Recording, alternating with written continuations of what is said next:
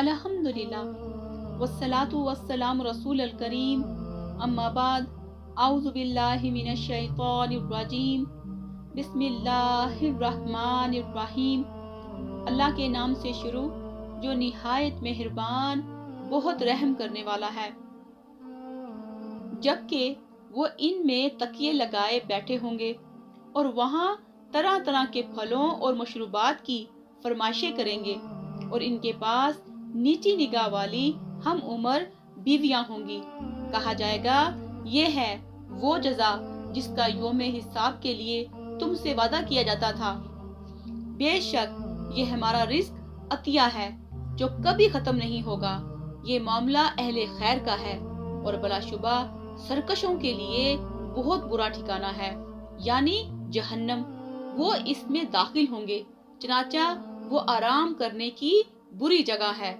ये है घोलता हुआ पानी और पीप, अब वो इसको चखें। और इनके मानित कई किस्म के दूसरे अजाब होंगे।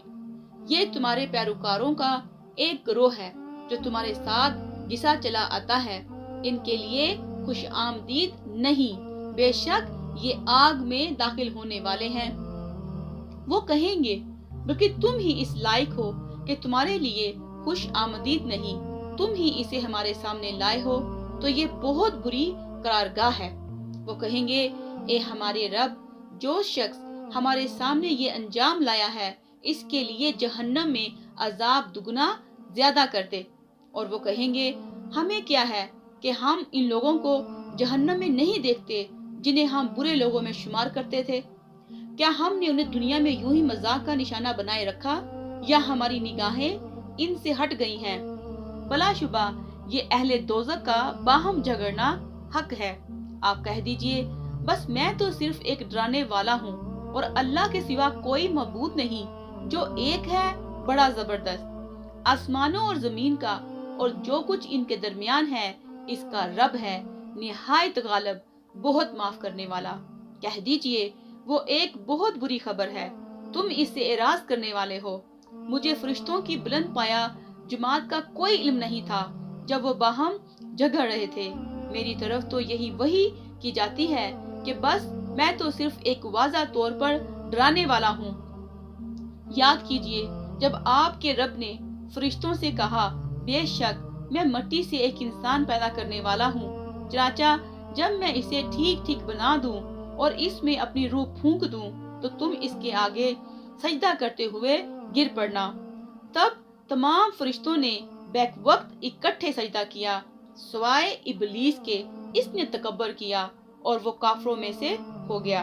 अल्लाह ने फरमाया ए इबलीस, तुझे किस चीज ने इस आदम को सजदा करने से मना किया जिसे मैंने अपने दोनों हाथों से पैदा किया?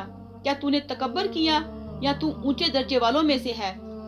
इसने कहा मैं इससे बेहतर हूँ, मुझे तूने आग से पैदा किया और इसे तूने मिट्टी से पैदा किया। अल्लाह ने फरमाया अब तू यहाँ से निकल जा, बेशक तू मरदूद है और बलाशुबा तुझ पर रोज़े जज़ा तक मेरी लानत है। इब्लीस ने कहा ए मेरे रब, अब तू मुझे इस दिन तक मोहलत दे जब लोग दोबारा उठाए जाएंगे। अल्लाह ने फरमाया बस बलाशुबा तू मोहलत दिए गए लोगों में से है इस दिन तक जिसका वक्त मेरे यहाँ मुकर्रर है। इसने कहा तेरी इज्जत की कसम मैं इन सब को जरूर गुमराह करूंगा सिवाय तेरे इन बंदों के जो इनमें से मुखलसो बरगजीदा हों। फरमाया तो हक यही है और मैं हक बात ही कहता हूँ। मैं तुझसे और इन सब से जिन्होंने तेरी पैरवी की जहन्नम को जरूर भर दूंगा। ए नबी कह दीजिए मैं तुमसे इस तबलीगे दीन पर कोई अजर नहीं मांगता और मैं तकल्लुफ बनावटी काम करने वालों में से नहीं। ये कुरान जहानों के लिए नसीहत ही तो है और तुम इसकी हकीकत कुछ मुद्दत के बाद जरूर जान लोगे। वस्सलामु अलैकुम व रहमतुल्लाहि व बरकातुहू।